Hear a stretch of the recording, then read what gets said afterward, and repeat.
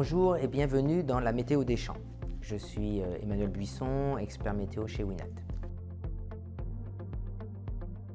Premier facteur qui va être important, ça va être vraiment la notion de topographie. En fonction, effectivement, je suis en plaine ou je suis sur un littoral, en fonction de la topographie, je dirais, avoisinante, on va avoir effectivement des effets locaux qui vont accentuer ou qui vont avoir plutôt un effet d'assèchement et donc une modification des pluies en fonction de ce qu'on pourrait appeler les flux et les microclimats. Deuxième facteur qui va être important, c'est ce qu'on pourrait appeler l'occupation des sols. Vous imaginez que si on est en présence de forêts, de sols agricoles ou d'une ville, on ne va pas forcément avoir les mêmes effets qui se passent au niveau de l'atmosphère.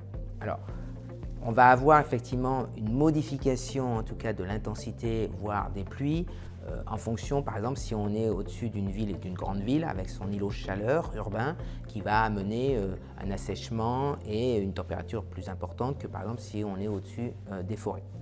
Troisième facteur qui va être assez important, et là on va commencer à être à un effet beaucoup plus local, ça va être l'urbanisation en tant que telle, c'est-à-dire la présence de bâtiments, etc. Mais là, on ne va pas forcément avoir un effet sur la génération de la pluie, mais plutôt sur la mesure en tant que telle.